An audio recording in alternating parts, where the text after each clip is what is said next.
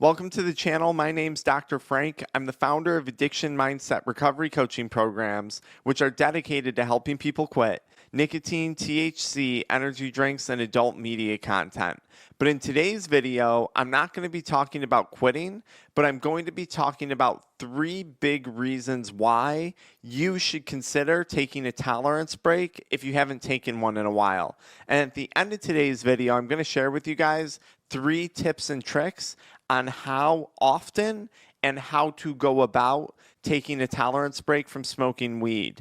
Now, if you wind up enjoying today's video, I put all of this information into a PDF, a bullet point PDF for you guys, and you can check out the pinned comment or the video description to download that PDF. It's completely free. You can also learn more about our paid one-on-one addiction recovery coaching, or you can learn more about joining our mental health addiction mindset community. All right, 3 reasons why you should take a tolerance break, something that I wish I had done several years ago prior to getting tied up in cannabis or weed addiction. Reason number 1, and this sounds obvious, but it's not, is so you don't develop a tolerance to the drug. Tolerance, this is requiring more and more weed to get the same high or to achieve the same high, is one of the hallmark signs of addiction and dependence to a substance. Building a tolerance is often one of the first warning signs of addiction. And this happens for a very simple reason when it comes to cannabis. Inside your body, you have something called the endocannabinoid system. And your body actually makes its own THC and CBD. It's called other stuff inside your body. And those THC and CBD cannabinoids are known as endocannabinoids. Endo meaning comes from within. Your body makes its own endocannabinoids, and these endocannabinoids bind to something called the CB1 and CB2 receptors inside your endocannabinoid system. I think it's predominantly the CB1 receptors, but someone could correct me on that. And this system is largely responsible for emotional regulation. It plays a role in hormone production. It plays a role in sleep regulation, circadian rhythm. It plays a role in bone density, heart health, a major role in skin health and gut health. It impacts and plays some role of regulation on almost every body system. And it's self-regulating. Your body makes its own. Now, when you smoke cannabis, and I'm talking about specifically higher concentration THC products, okay? The active component in marijuana or weed, Delta 9, that gets you high. THC becomes the preferential cannabinoid, and it's a phytocannabinoid coming from a plant, not from within, that binds to the CB1 receptors inside your gut, on your brain stem, everywhere where these CB1 receptors are present, which are predominantly, I think, in your central nervous system. Now, let me repeat that. When you consume a lot of THC, THC becomes the preferential cannabinoid that your endocannabinoid system starts to receive because of its super high affinity for binding to the CB1 receptors. What that means is your body says, wait a minute, I have enough cannabinoids present. So your body starts to downregulate its own production of endocannabinoids. It starts to turn down the volume on its own production of endocannabinoids. On top of that, I think it's also largely accepted nowadays, based on research, that your body also turns down the volume on the receptors for its own endocannabinoids because it prefers THC because of its ability to bind so strongly to the CB1 receptors. So your body's shutting off its own production.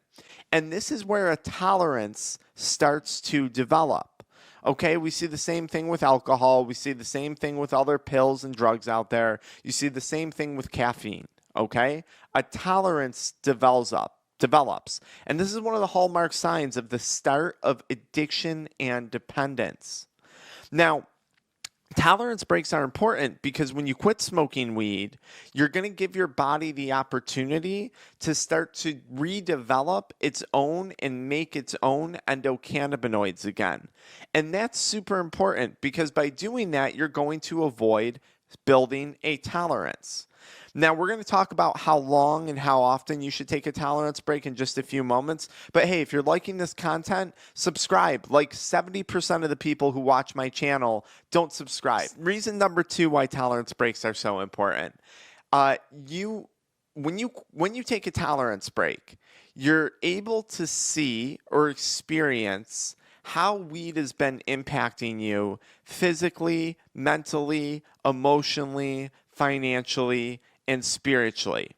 If you're going to do something every day or close to every day, I think it's a good idea to always check in with that something and make sure that you're not under an illusion that it's benefiting you when it could potentially be harming you.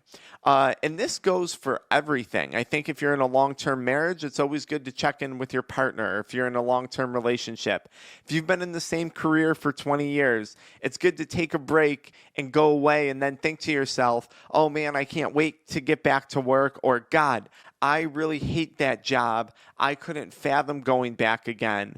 I can't believe how burned out I am.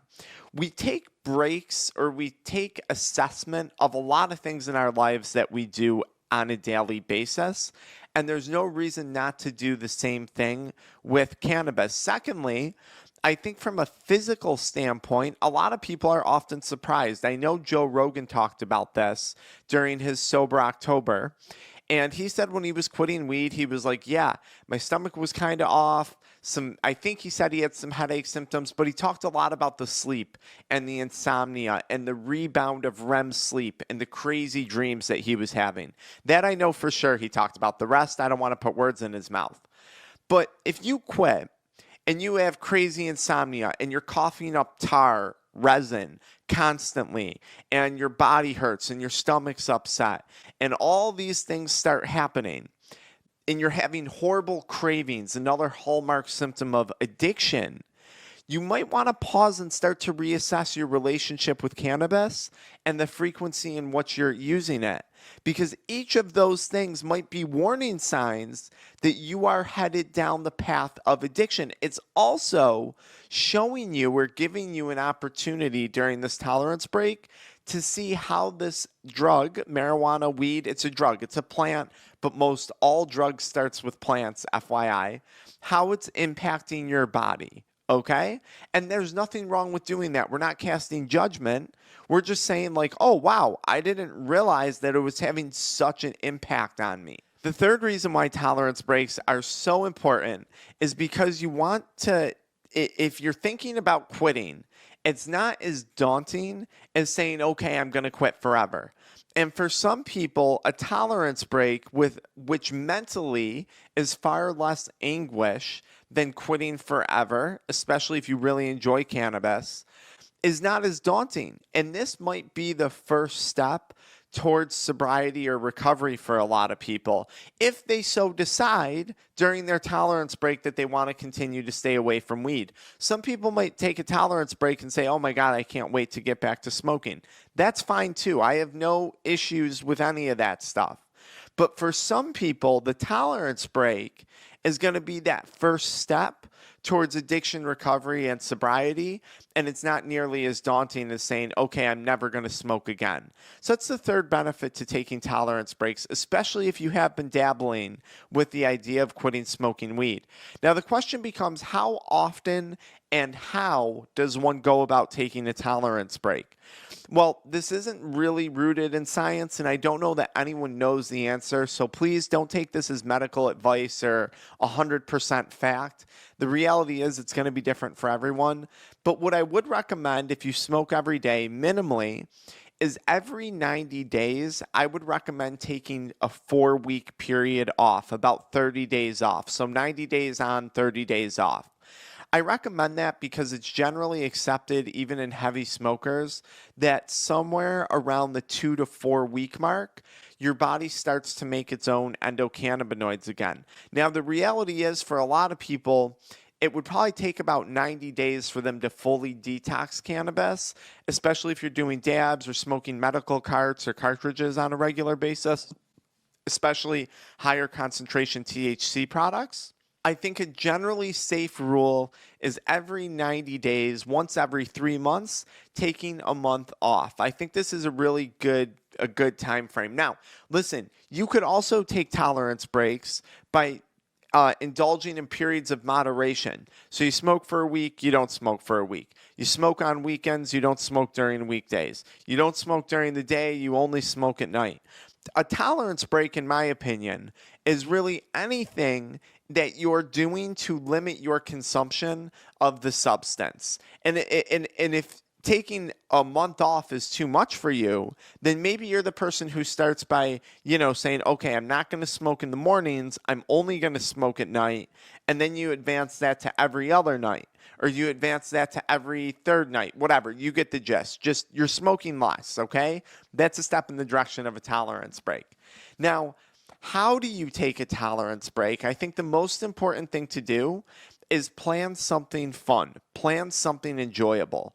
I think one of the big reasons for taking a tolerance break should be exploring things outside of smoking weed. So maybe this is a point where you go on a vacation. Maybe this is a point where you indulge in a new activity, bike riding, walking, working out, scootering, hiking. It really doesn't matter. A new hobby, making social media content.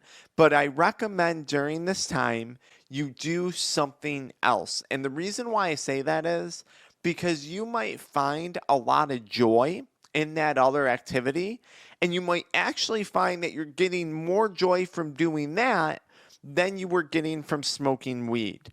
When you're taking a tolerance break, you're going to have a lot more time on your hands. And the last thing that we want to happen is for you to sit around and just say, oh my God, I'm so bored. I got to just white knuckle it for the next 30 days until I can smoke again. Because that simply isn't true. Tolerance breaks are about exploring other options and other aspects of your life without the use of cannabis. You might find out that you enjoy that more. You might say, God, I tried, but I can't wait to get back to smoking weed. And either way, here on our channel, we don't judge people. A lot of people get very angry when I make videos like this, and they say, that's not 12-step. Pick a side, have an opinion. I have an extremely firm opinion on things. And my opinion is that if something has become a destructive addiction in your life, you need to take full accountability for that, and you need to start making a change. If something is not destructive, if something has not become a detrimental addiction in your life and you enjoy that something, even if it has harm, but you don't personally care, like you don't care, you truly don't care, well, by all means, continue to indulge yourself. The only reason I would tell someone to quit a substance is to improve their quality of life, not to decrease it. And that is my firm opinion on this topic for all the people that attack me when I talk about this stuff. So if you guys enjoyed this conversation, be sure to get that free PDF guide in the pinned comment or the video description on how to take tolerance breaks. Or if you're too lazy to do that or you don't feel like doing that, just follow me right into the next video where I talk a little bit more about how to actually quit smoking weed and withdrawal symptoms. All right, guys, see you in one of those spots. Pinned comment, next video, or video description.